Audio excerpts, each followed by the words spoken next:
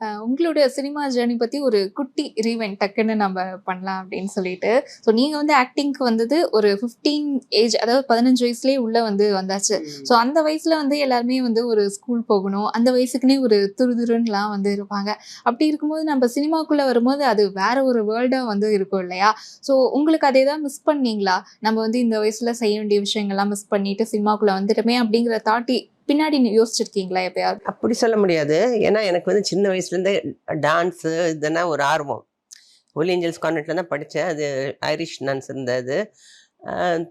English school அது. Tamil second language. But எந்த dance வருதுன்னா எங்கள் அம்மா சொன்னாங்க, சின்ன வயசுலேயே எங்கன்னா டான்ஸ் மியூசிக் போட்டால் சின்ன வயசுலேயே ஆட ஆரம்பிச்சிடுவேன். 3 வயசு 2 வயசு எங்கே மியூசிக் போட்டாலும் நான் பாட்டுக்கு சும்மா ஆடுவேனா. அந்த மாதிரி எனக்கு ஸ்கூலில் எந்த டான்ஸ்னாலும் என்னை தான் கூப்பிடுவாங்க. எனக்கு அதில் வந்து ஒரு ஆர்வம் இருந்தது டான்ஸு. இதை நான் சினிமாவில் நடிப்பேன்னு கனவுல கூட நினைக்கல. அது ஒரு நடந்துருச்சு. எப்படியோ டான்ஸ் பண்ணதை ஃபோட்டோ பார்த்துட்டு எல்லாம் கதை நிறைய வாட்டி சொல்லிட்டேன். எம்ஜிஆர் சார் பார்த்துட்டு மனோகர் சார் ட்ராமா ஸ்டில்ஸும் எனக்கு எடுத்து வரும் ஒன்று தான். அது எடுத்து ஃபோட்டோ எம்ஜிஆர் மனோகர் சார் வந்து உட்காந்துருக்கும்போது எம்ஜிஆர் சார் பார்த்தாராம். பார்த்துட்டு யார் இவங்கன்னா, இவங்க ராஜா ஃப்ரம் டாக்டர் நடிப்பாங்களான்னு கேளுங்கன்னு அம்மா கிட்ட ஃபோன் பண்ணியிருக்காரு மனோகர் சார். இல்லை 15 வயசு தான், அது நடிக்க மாட்டா, படிச்சிட்ருக்கா அப்படின்னு சொல்லி முடியாதுன்ட்டாங்க.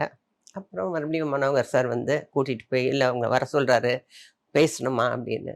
ஸோ அப்படி வந்து அப்படி பார்த்து எனக்கு உனக்கு இன்ட்ரெஸ்ட் இருக்காமான்னா இருக்குன்னு. அப்புறம் எங்கள் அம்மா கிட்ட சொன்னார், உங்கள் குடும்பத்துக்கு நீங்கள் ராஜா குடும்பம் தெரியும், எந்த ஒரு குறையும் வராது, நான் ட்ரெயின் பண்ணுறேன், அவளுக்கு ஆர்வம் இருக்குது எனக்கு தெரியுது, நல்ல ஒரு இதோ அப்போ ஒரு தோணி இருக்குது அப்படின்னு. ஸோ என்னை ட்ரெயின் பண்ணி அப்புறம் ஃபஸ்ட்டு படத்தில் எம்ஜிஆர் உலகம் சுற்றும் வாலிபன் அவர் படம், சொந்த எம்ஜிஆர் பிக்சர்ஸ் படம், அவர் டைரக்ஷன், அவர் தான் ஹீரோ. ஸோ அது வந்து எடுத்த ஒரு பெரிய வெற்றி கொடுத்த படம். நான் நினைப்பேன், வேறு ஏதாவது பண்ணியிருந்தா கூட இந்த அளவுக்கு பாப்புலராக இருந்திருக்க முடியாது இல்லையா? படிச்சிருக்கலாம், படிச்சிருந்தா கூட இந்த அளவுக்கு ஒரு பாப்புலாரிட்டி உலகம் பூரா தெரிகிற ஒரு இது. அதனால என்றைக்கும் நான் வந்து அதை பற்றி வருத்தப்பட்டதே கிடையாது. So I am happy. ஏன்னா வந்து நீங்கள் அந்த ஃபஸ்ட்டு படம் ஸ்டார்ட் பண்ணதுலேருந்து அடுத்து ஒரு 10 இயர்ஸுக்கு மேலே வந்து பயங்கர ஒரு பிஸியஸ்ட் ஆக்ட்ரஸாக வந்து இருந்தீங்க. ஸோ அதனால தான் கேட்டேன். இப்போ அந்த பீரியட் அப்படிங்கிறது வேற, நம்ம சினிமாவில் நடிக்கலைன்னா நம்ம இருந்திருக்கிறதுங்கிறது வேற. ஸோ அதனால ஏதாவது மிஸ் பண்ணீங்களா அப்படிங்கிறது? மிஸ் என்ன ஒன்றும் பண்ணல, நான் ஒன்றும் மிஸ் பண்ணல. எனக்கு வந்து என்ன ஒரு பேஷன் இருக்குல்ல நமக்குள்ள, அது எடுத்தோடனே எல்லா எம்ஜிஆரோட அப்புறம் பெரிய நடிகர் தெலுங்குலையும் கன்னடத்துலையும் மலையாளத்துலையும் எல்லா லாங்குவேஜ்லையும் பண்ணியிருக்கேன். எல்லா பெரிய ஹீரோஸாக நடிச்சிருக்கேன். என்டிஆரோடய நடிச்சிருக்கேன். அவரும் நான் சொல்கிறேன், எம்ஜிஆரும் அவர் அப்புறம் கூட அவர் வந்து அவர் முதல் ஹீரோ அவர் தான், அவரோட கடைசி ஹீரோயின் நான் தான். அதுக்கப்புறம் ஒரு 12 படம் இருந்தது நாங்கள் நடிக்க ஆரம்பித்து. கிழக்கு ஆப்பிரிக்காவல் ராஜு, அப்புறம் சமூகமே நான் உனக்கே சொந்தம், இப்படி ஒரு லிஸ்ட்டு 12 படம் ஆரம்பித்து ஷூட்டிங் எல்லாம் போன படங்க. ஆனால் அவர் சிஎம் ஆயிட்டாரு. சிஎம் ஆயிட்டதுனால பட் என் கேரியரை நான் பர்சியூ பண்ணேன். அப்போ கூட சொன்னார், நீ இதை விட்டுட்டு அரசியலுக்கு வந்துடுறேன்னாரு. நான் சொன்னேன், இல்லைங்க நீங்கள் எல்லாம் பார்த்துட்டீங்க சினிமாவில், எனக்கு இன்னும் நடிக்கணும்னு ஆர்வம் இருக்குன்னு சொல்லிட்டு அவர் சிஎம் ஆனதுக்கு நிறைய படங்கள் நடித்தேன். அப்போ நிறைய அவார்டு, அந்த இது வட்டத்துக்குள் சதுரமுக்கு எனக்கு ஒரு அவார்டு கிடச்சிது, ஃபிலிம்ஃபேர் அவார்டு, அப்புறம் நிறைய அவார்ட்ஸ் வந்தது எனக்கு. So I'm happy. இன்றைக்கி வரைக்கும் நடிச்சிட்ருக்கேன். நடிக்கணும்னா ஒரு பிஸியாக வச்சுக்கணும், நம்ம ஆக்டிவாக இருக்கணும் அப்படின்னு சீரியல் நடிக்கிறதுனால உலகத்தில் எல்லாரும் பார்க்குறாங்க. எங்கெங்க தமிழ் ஜனங்க இருக்காங்களோ எல்லாரும் பார்க்குறாங்க. காலம் மாறிடுச்சு இல்லையா சினிமா சீரியல்? ஆமாம், இப்போ சினிமா வந்து நிறைய பேர் ஓடிடியில் பார்க்குறாங்க, இல்லைன்னா ஏதாவது ஒரு சேனல்லேருந்து வீட்லேயே உட்காந்து பார்த்துக்கிறாங்க இல்லையா? அன்லஸ் பெரிய படம், பெரிய ஹீரோ படம் இருந்தால் தான் போய் பார்க்குறாங்க. ஹீரோயின்ஸ்க்கே இந்த காலத்தில் சினிமாவில் அதிகம் வாய்ப்பு கிடையாது. ஹீரோ ஓரியன்ட் ஏதோ 1-2 படம் தான் ஹீரோயின்ஸ்க்கு வந்து இதாக இருக்கும். சினிமா சீரியல் என்பது நம்மளுக்கு இம்பார்ட்டன்ஸ் இருக்கும். ஒரு கேரக்டர் பண்ணோன்னா ப்ளஸ் ஒரு பண்ணானா ஆக்டிவாக இருக்கும், போவோம், நமக்கு தெரிஞ்சது பண்ணுறோம். அது எங்கே போனாலும் அதையும் கேட்பாங்க, அந்த சீரியல் பார்த்தோன்னே எதை பார்த்தோன்னு சொல்லுவாங்க. அதனால சீரியலையும் பண்ணிட்டு. ஸோ அந்த ஆக்டிங் ஜேர்னி அப்படிங்கிறது நீங்கள் ஆரம்பிச்சதுலேருந்து இன்னைக்கு வரைக்கும் ஒரு சாட்டிஸ்ஃபையாக போயிட்டுருக்கு அப்படிங்கிறது சொல்லலாம். இப்போ நீங்கள் வந்து சொன்னீங்க ஆக்டிங் வருவேனா அப்படிங்கிறது தெரியல அப்படின்னு சொல்லிட்டு. ஆனால் உங்கள் அத்தை கமலா அப்படிங்கிறவங்க, கமலா கோட்னேஸ் எங்கள் பெரியம்மா, தெரியுமா? அவங்க ஹிந்தி தெலுங்குல அவங்க தான் எனக்கு ஒரு ஆதரவு. அதுதான் இப்போ அவங்கள பார்த்து உங்களுக்குமே வந்து ஒரு சப் மைண்டில் வந்து அந்த ஆக்டிங் அப்படிங்கிறது போயிருந்துச்சு அப்படிங்கிறத ஃபீல் பண்ணியிருக்கீங்களா? இருக்கலாம், எனக்கு டான்ஸ் இது அவங்களும் ஆக்ட் பண்ணி. நான் பிறக்கும்போது அவங்க நடிகையாக இல்லை, அவங்க செட்டில் ஆயிட்டாங்க. அப்போ எனக்கு உனக்கு ஆர்வம் இருக்குது, உங்கள் அம்மா தான் வேணாம் டான்ஸ் என் வீட்டில் வந்து கற்றுக்கோன்னுவாங்க. சாட்டர்டே பெரியம்மா சாட்டர்டே சண்டேனா ஒரு மாஸ்டர் கிருஷ்ணகுமார் தான் அவங்க வீட்டில் போய் கற்றுக்குவேன். ஒரு இதுதான். இப்படி வேணா சினிமா போவேன்னு நான் கண்டிப்பாக நினைக்கவே இல்லை. நீங்க வந்து எம்ஜிஆர் அவர்கள் சொன்ன மாதிரி வந்து ஒரு ராஜ பரம்பரை சேர்ந்தவங்க அப்படிங்கிறது தெரியும். ஸோ அந்த பாரம்பரியத்துல நீங்க இன்னைக்கு வரைக்கும் ஒரு பெருமையா நினைக்கிற விஷயம், பாதுகாத்துட்டு வர விஷயம்னா என்ன சொல்வீங்க? பாரம்பரியத்துல பாதுகாக்கிறதுனா என்ன இருக்கு? நம்ம ஐ மீன் எப்பவுமே நான் வந்து பாருங்க, எங்க அப்பா மினிஸ்டரா இருந்திருக்காரு. ராஜாஜி அவர்கள் கவர்மெண்ட்லேயும், காமராஜர் அவர்கள் கவர்மெண்ட்லேயும் மினிஸ்டராக இருந்திருக்காரு. அவருக்கும் நிறைய அவர் வந்து நிறைய கோயில் அது இது நிறைய இப்போ கட்டியிருக்காரு. ராமேஸ்வரம் அந்த கோயில் அது இதெல்லாம் நிறைய பண்ணியிருக்காரு. அதே மாதிரி நானும் என்னால் முடிஞ்சது எல்லாருக்கும் அந்த அதுவும் எம்ஜிஆரும் அப்படிதான் இல்லைங்களா? எம்ஜிஆரை பார்த்தும் வளர்ந்தவ. அவரும் எல்லாருக்கும் யாருக்கும் என்ன உதவி என்ன பண்ணி எல்லாரும் முடிஞ்ச அளவுக்கு உதவி எல்லாருக்கும் பண்ணிகிட்ருக்கேன். அதை சொல்லி காட்ட வேண்டிய அவசியம் இல்லை இல்லையா? யாருக்கு நம்மளால உதவ முடியுமோ அது வந்து உதவணும். எங்கள் அப்பாவும் அப்படி தான், அம்மாவும் அப்படி தான், எம்ஜிஆர் அப்படி தான். ஸோ அதனால நானும் அப்படி தான். மேம் இப்போ எம்ஜிஆர் அவர்களுடைய நினைவு நாள் வந்து வருது. ஸோ அவர் கூட சில நினைவுகள் வந்து நீங்கள் ஷேர் பண்ணிக்கிட்டா ரொம்ப சந்தோஷமாக இருக்கும். ஸோ ஃபஸ்ட்டு தருணம் அப்படிங்கிறது, இப்போ நீங்கள் வந்து திரைத்துறைக்குள்ளே வரும்போதே வந்து எம்ஜிஆர் பெரிய நடிகராக வந்து ஒரு ஆளுமையாக வந்து இருந்தார். எல்லாருக்குமே வந்து ஒரு படபடப்பு இருக்கும், பயம் இருக்கும். உங்களுக்கு என்ன இருந்துச்சு முதல் சந்திப்பப்போ? எங்களை கூட்டிகிட்டு போனார். பெரிய ஹீரோ எப்படி இருப்பாரோ இல்லையா? பெரிய அரசியல்வாதி அப்படி இப்படின்னு பெரிய கற்பனையாக நான் நினச்சிட்டு இருந்தேன். ஆனால் அவரை பார்த்தா அவ்வளோ சிம்பிளாக கீழே உட்காந்து தரையில் பாய் போட்டு உட்காந்து சாப்பிட்டுட்டு இருந்தாரு. ஆமாம் ஆமாம், அது எனக்கு ஒரே ஷாக்கிங்காக இருந்தது. உட்காருங்க அப்படின்னாரு. சரின்னு இல்லை பரவாயில்ல நாங்கள் சாப்பிடுங்க, நாங்கள் சாப்பிட்டாச்சு அப்படின்னு. நம்ம உட்காருங்கன்னு நான் கீழே உட்காரு, இல்லை இல்லை சோஃபா இருக்குது அதில் உட்காருங்க சாப்பிட்டாச்சு இல்லை. அவ்வளோ சிம்பிளாக டவுன் டு எர்த்தாக இருந்தார்.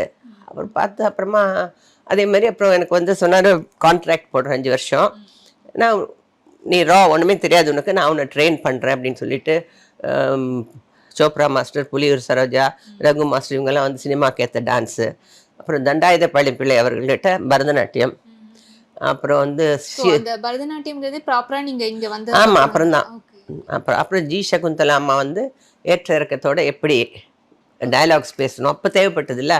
ரெடியாக மிக்சர் கேமராலாம் வச்சு எடுக்கும்போது நம்மளே ஏற்றத்தாழ அது வந்து டப்பிங் எல்லாம் கிடையாது, வெளியே போய் இது பண்ணாதான் டப்பிங்கு.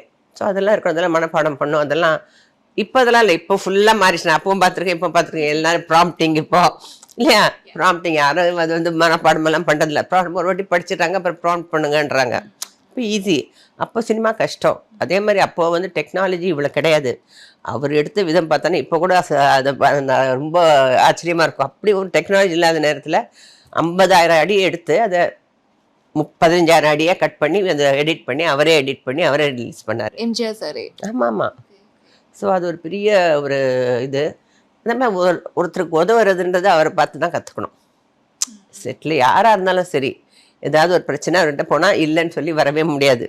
இல்லைன்னு அதாவது சொல்லுவாங்க, வீட்டில் ஒலை வச்சுட்டு ராமவரண தோட்டத்துக்கு போனால் அரிசியம் இந்த சொல்லுவாங்க. அந்த மாதிரி ஒரு இதுக்கு அதே மாதிரி தான் ஒரு பெரிய இது அதெல்லாம் ஒன்றுமே இல்லை அவர்கிட்ட. பார்க்குறவங்க தான் பயப்படுவாங்களே தவிர, பட் அவர்கிட்ட அதெல்லாம் ஒன்றுமே இல்லை. ரொம்ப தன்மையாக பழகக்கூடியவர், ரொம்ப ஜாலியாக இருப்பார். ரொம்ப நாங்கள்லாம் வெளிநாடெல்லாம் போயிருக்கோம். அப்போ வந்து நிறைய வாட்டி போயிருக்கேன். நான் நிறைய பயணிச்சிருக்கேன் இல்லையா? அவுட்டோர் ஷூட்டிங்கு அது இது நிறைய வாட்டி போயிருக்கோம். எனக்கு எதனா ஒன்று நான் சொல்வேன். நான் ஸ்ரீதர்கிட்ட ஒரு நாள், ஸ்ரீதர் சங்கர் நினைக்கிறேன், உழைக்கும் கரங்கள் ஷூட்டிங் நான் மைசூர் சில்க்கு வாங்கினோம். அப்புறம் நான் வந்து கோயிலுக்கு போனோம், சாமுண்டேஸ்வரி கோயில். நம்ம அப்படி சொல்கிறீங்கம்மா, இன்றைக்கி தானே இது, நாளைக்கு மத்தியானத்தோடு முடிஞ்சு எப்படிம்மா அப்படி நான் சரி என்ன எப்படி நான் பேசாமல் உட்காந்துட்டு இருந்தேன். கொஞ்சம் அப்செட் ஆயிட்டீங்க? ஆமாம். அப்புறம் சரி சங்கர் சார் நாளைக்கு எடுத்துக்கலாம் அப்படின்னாரு. சரி அப்போ எனக்கு என்ன, சரி போகலாம், சரி வா அப்படின்னாரு. காரில் ஏறு அப்படின்னாரு. சரி என்னங்க, இல்லை ஏறுன்னாரு. ஏன்னாரு, சாமுண்டேஸ்வரி கோயிலுக்கு போ, டிரைவர்கிட்ட சொன்ன. நான் கேட்டேன், நீ சங்கர்கிட்ட சொன்னது உன்னை பார்த்தா பாவமாக இருந்தது, கோயிலுக்கு போகணுன்னு நினைக்கிறேன். சரி எப்படி சாமுண்டேஸ்வரி கோயில் போய், நான் கீழே தான் ஷூட்டிங்கு, எங்களுக்கு இந்த மலை அடி வாரத்தில் ஷூட்டிங் இருந்தது. நீ போய் சாமி கும்பிட்டுட்டு வா, நான் இங்கே வெயிட் பண்ணுறேன், நீ போய் சாமி கும்பிட்டுட்டு வா அப்படின்னாரு. நான் ஓடி போய் சாமி கும்பிட்டுட்டு வந்துட்டேன். அப்புறம் ரூமுக்கு போயிட்டு நீ போய் ஃப்ரெஷ்அப் ஆகிட்டு வா அப்படின்னாரு. ஃப்ரெஷ்அப் ஆகிட்டு வந்து அப்புறம் வந்தான்னு பார்த்தா ரூமுக்கு வா அப்படின்னாரு. ஃபோன் பண்ணி இங்கே வா அப்படின்னாரு. போனால் பார்த்தா ஃபுல்லாக மைசூர் சில்க் சாரீஸு ஃபேக்ட்ரியிலேருந்து கொண்டு வந்து வச்சுருக்காங்க. உனக்கு என்ன வேணுமோ எடுத்துக்கோ. ஜானகி அம்மாவுக்கும் எடுக்க சொன்னார். அவங்களுக்கும் ஒரு 20 புடவை இடம் அவங்களும் எல்லாருக்கும் கொடுப்பாங்க, அவங்க வீட்டில் இருக்கவங்களுக்கெல்லாம். அப்படின்னு எனக்கு ஒரே ரூம் ஃபுல்லாக புடவையாக இருந்தது. எனக்கு ஆச்சரியமாக இருந்தது. ஸோ அது வந்து சரி நான் எடுத்துக்கிட்டு ஜானகி அம்மாவுக்கும் எடுத்து கொடுத்து, அப்புறம் அவங்களுக்கும் ரொம்ப க்ளோஸாக இருப்பேன் ஜானகி அம்மா கிட்டேயும். அப்போ அவங்க கிட்ட என்னம்மா அது படம் வேணுமா, உனக்கு தான் தெரியுமா நீ எடு அப்படின்னாங்க ஜானகியம்மா. சரின்னு எடுத்துக்கிட்டு. ஸோ அதெல்லாம் மறக்க முடியாது இல்லையா. அதே மாதிரி எங்கள் அம்மாவுக்கு உடம்பு சரியில்லாதப்போ அப்போ நான் அவரோட தொடர்புலே இல்லை. நான் வந்து சிங்கப்பூர்லேருந்து அம்மாவுக்கு உடம்பு சரியில்லை. இது 86 மார்ச்சில் அப்போலோ ஹாஸ்பிட்டல் அட்மிட் பண்ணியிருந்தேன் அம்மாவுக்கு. அப்போது இவருக்கும் உடம்பு சரியில்லாமல் இருந்தது. அமெரிக்கெல்லாம் போயிட்டு ட்ரீட்மெண்ட்லாம் எடுத்துகிட்டு வந்தார். ஸோ அதனால் நான் சொல்லலை. சரி சொல்லி மறுபடியும் அப்போ ஹாஸ்பிட்டலுக்கு வந்து இது பண்ணி சொல்லலை நான். ஆனால் திடீர்னு ஒரு நாள் சொன்னாங்க சிஎம் வராருன்னாங்க. ஸோ அவருக்கு உடம்பு சரியில்லைன்னு நினச்சேன். சத்தியமாக நான் அப்படி தான் நினச்சேன். அப்புறம் அவர்கிட்ட ஆறுமுகம்னு ஒரு செக்யூரிட்டி கார்டு இருந்தார். ஆறுமுகம் அவருடைய பர்சனல் செக்யூரிட்டி. அவர் வந்து நேராக வந்து அம்மா ரூமுக்கு தான் வந்தார். என்ன அவங்க அம்மா உடம்பு சரியில்லைன்னு சொல்லவே இல்லை. ஸோ இப்படியே கேள்விப்பட்டு பார்க்கணும் இருக்காரு. அது பெரிய விஷயம் இல்லை. பிசி ரேடியோ கூப்பிட்டாரு. எங்கே வேணால் கூட்டிகிட்டு போங்க, எல்லா செலவும் என்னோட தான் அப்படின்னாரு. எனக்கு அப்படியே ரொம்ப எமோஷ்னல் ஆகிட்டு நான். அப்போது அது வந்து அதுதான். ஆனாலும் அம்மா இறந்துட்டாங்க, அது வேற. பட் எனக்கு ஒரு மாரல் சப்போர்ட்டாக இருந்தார் நிச்சயமாக. மேம் உங்களுடைய முதல் படம் வந்து உலகம் சுற்றும் வாலிபன். இந்த டைட்டிலுக்கு ஏற்ற மாதிரி வந்து தாய்லாந்து, ஜப்பான் அப்படின்னு சொல்லிட்டு உங்களுடைய ஃபர்ஸ்ட் படத்துலேயே வந்து நிறைய ஃபாரின் ட்ரிப்ஸ்லாம். ஸோ அந்த பயணத்தில் வந்து மறக்க முடியாத ஏதாவது சம்பவம் இருக்கா எம்ஜிஆர் அவர்களோட? நிறைய இருக்குது. அப்படின்னா அந்த அப்போல்லாம் நான் ரொம்ப இன்னசென்ட் இல்லையா. முதல் படம் அது மஞ்சுளா சந்திரகலாம் கொஞ்சம் ஆக்ட் பண்ணுவாங்க. அவங்களாம் 2-3 படத்தில் ஆக்ட் பண்ணிட்டு தான் வந்திருக்காங்க. நான் தான் ரா அதில். அப்போ வந்து காலையிலன்னா ஜானகி அம்மா தான் எழுப்புவாங்க. ஏன்னா அப்போல்லாம் எல்லாரும் ஃபாரின் போக முடியாது. எங்கள் அம்மா தான் நான் பார்த்துக்கிறேன் அவளைன்னு. இப்போ அந்த அம்மா வந்து பாவம் காஃபி கொண்டு வந்து சுட எந்திர அவங்க 2 பேரும் மேக்கப் போட ஆரம்பிச்சிருக்கேன். இன்னும் தூங்கிக்கிட்டு இருக்கேன், எந்திரன்னு எழுப்பிடுவாங்க. நான் ஸோ ரொம்ப ரா நான். ஸோ அதே மாதிரி வந்து மஞ்சுளா நான் சந்திரகலா சிங்கப்பூரில் இருக்கும்போது எங்களுக்கு கையில் ஐஸ்கிரீம்னால் ரொம்ப பிடிக்கும் 3 பேருக்கும். ஆனால் எல்லாருக்கும் சாப்பாடு ஒன்றா தான் சாப்பிடுவோம். எல்லாருக்கும் சாப்பாடு ஒன்றா ஹாலில் வந்து டைனிங் சாப்பிட்டு வந்துட்டு நாங்கள் பார்த்துட்டு இதெல்லாம் பார்த்துட்டு ஆர்டர் பண்ணி சாப்பிடாம 2 நாள் ஆர்டர் பண்ணிட்டோம். ஷூட்டிங்கை விட இதில் தான் வந்து எல்லாருமே ஐஸ்கிரீம், ஃபுல்லாக ஐஸ்கிரீமு. அப்புறம் 2 நாள் ஆயிடுச்சு. அப்புறம் ஜானகி மறுநாள் திடீர்னு வந்தாங்க. என்ன பண்ணுறீங்க? நாங்கள் ஒன்றும் இல்லைம்மா, ஐஸ்கிரீம் எல்லாம் எடுத்து போட்டு வச்சிட்டோம். அப்புறம் அடுத்த நாள் நான் ஷூட்டிங்கில் இருந்தேன். அந்த டைகர் பாம் கார்டன்ஸில் எம்ஜிஆரோட ஷூட்டிங்கில் இருந்தேன். அப்போது இங்கே அப்படின்னாரு, இது எந்த ஐஸ்கிரீம் நல்லா இருந்தது? கசாட்டா நல்லா இருந்ததா, இல்லை வெனிலா நல்லா இருந்ததா, ஹூப் ஜாக் நல்லா இருந்தது? இது ஐஸ்கிரீமா? யார் என்ன சாப்பிட்டாலும் நான் தான் கையெழுத்து போடுறேன். அதுன்னு சொல்லியிருக்கலாமே, நம்ம வந்து எல்லாரும் சாப்பிட்ருக்கலாமே கூட. அதில் என்ன ஐஸ்கிரீம் மட்டும் வேண்டாம் நான் சொல்ல போகிறேன் அப்படின்னாரு. ஸோ அந்த மாதிரிலாம் நிறைய இது கோவிச்சுக்கல, இது பண்ணல. ஸோ உங்களுக்கு வந்து ஃபுல்லாகவே ஒரு மகிழ்ச்சியான ஞாபகங்கள் தான் நினைக்கும் போது. கண்டிப்பாக. நீங்கள் வந்து ஒரு விஷயம் வந்து சொல்லியிருந்தீங்க, எம்ஜிஆரால் அறிமுகப்படுத்தப்பட்ட முதல் கதாநாயகி நான் தான். அவர் கூட கடைசியாக, அதாவது சினிமா முடிச்சு அரசியல் அப்படின்னு தொடங்கும்போது நடித்தது நான் தான் அப்படின்னு வந்து சொன்னீங்க. அந்த ஜேர்னி எப்படி இருந்துச்சு உங்களுக்கு ஃபுல்லாக திரும்பி பார்க்கும்போது? அவர் கூட ரொம்ப சந்தோஷமாகவே இருக்குது. அவர் சொல்வார், மற்றவங்கெல்லாம் வந்து பிஆர்ஓ மூலயமா வந்து அதை ஃபோட்டோலாம் காட்டி நடிக்க சான்ஸ் கேட்டு தான் வந்திருக்காங்க, இல்லைன்னா வேறு படத்தில் நடிச்சிட்டு வந்திருக்காங்க. ஃபஸ்ட்டு நான் இன்ட்ரடியூஸ் பண்ணுறது யாருமே எந்த படத்துலையும் வராத ஒரு முகம் நீ தான். நீ நல்லா நடித்ததான் எனக்கு பெருமை அப்படின்னு சொல்லுவார் எப்போவுமே. நீ வந்து நல்லா நடித்து பேர் வாங்கினா தான் எனக்கு பெருமை, இல்லைன்னா பாரு எம்ஜிஆர் இன்ட்ரடியூஸ் பண்ண என்னாச்சுன்னு சொல்லுவாங்க அப்படின்னு. அதுவும் என் மனசுக்குள்ளே இருந்தது. அந்த ஒரு பொறுப்புங்கிறது. ஆமாம், கண்டிப்பாக அது இருக்கும். நம்ம பண்ணணும், நம்ம கரெக்டாக பண்ணணும். அப்போது நிறைய பேரை பல படங்கள்லாம் பார்ப்போம், எல்லாரும் எப்படி நடிக்கிறாங்க, இதெல்லாம் பார்க்க தான் நமக்கு ஒரு எக்ஸ்பீரியன்ஸ் வரும். ஸோ அது மாதிரி நடித்து அதே மாதிரி புகழ் பெற்றது. அதே மாதிரி வந்து நடிகர் எனக்கு வந்து அந்த ஃபிலிம்ஃபேர் வட்டத்துக்குள் சதுரம் ஃபிலிம்ஃபேர் அவார்டு கிடச்சிது. அப்போது எஸ்பி முத்துராமன் சொன்னார், தலைவரை கூப்பிடுங்கம்மா, அவரை போட்டு காட்டலாம் படம்னு. அப்போது அந்த வட்டத்துக்குள் சதுரம் போட்டு காட்டணும் அவருக்கு ஏவிஎம் ஸ்டுடியோவில். அதை பார்த்து சொன்னார், உன்னை அறிமுகப்படுத்தினதுக்காக நான் பெருமைப்படுறேன் அப்படின்னாரு. அது எனக்கு ஆஸ்கர் அவார்டு கிடைச்ச மாதிரி இருந்து இல்லையா, பெரிய விஷயம். உன்னை அறிமுகப்படுத்த பெருமை, ரொம்ப நல்லா பண்ணியிருக்கிற அப்படின்னு சொன்னார். இப்போ வந்து அவரை கடைசியாக வந்து சந்திச்சிங்க? அவர் இன்னொரு 1 வாரம் 10 நாள் இறந்துருவாருன்னு போது தோட்டத்தில் போய் பார்த்தேன். ஜானகி போனேன்னா அவங்க கீழே உட்காந்துருந்தாங்க. அப்போ நீ மாணிக்கம் இருந்தார் அவருடைய அசிஸ்டண்ட்டு, நீ போய் பாரு அப்படின்னாங்க. ஸோ நான் லிஃப்ட்டில் மேலே போனேன், போய் பார்த்தேன். அப்போ தான் அவரை கடைசியாக பார்த்தது நான். 1 வாரம் டிசம்பர் 24, 17th or 18th இருக்கும் அது. அப்போது ரொம்ப கஷ்டப்பட்டு இந்த உட்காந்து ரொம்ப நேரம் பேசினார். நல்லா இருக்கிறியா, என்ன ஏதாவது வேணுமா உனக்கு? அப்போ கூட கேட்குறாரு. ஒன்றும் வேண்டாங்க, நீங்கள் இப்போ ஏசி காரில் தானே வந்த, என்ன வேர்த்துருக்கு? ஓஹோ ஏசி போடு மாணிக்கம், நீ தான் ஏசி இல்லாமல் இருக்க மாட்டேன் அப்படிலாம். இப்போது எனக்கு ரொம்ப ஒரு மாதிரி ஆயிடுச்சு. ஸோ பேசிட்டு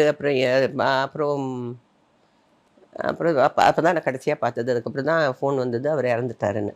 24th ஏர்லி மார்னிங் எனக்கு வந்தது.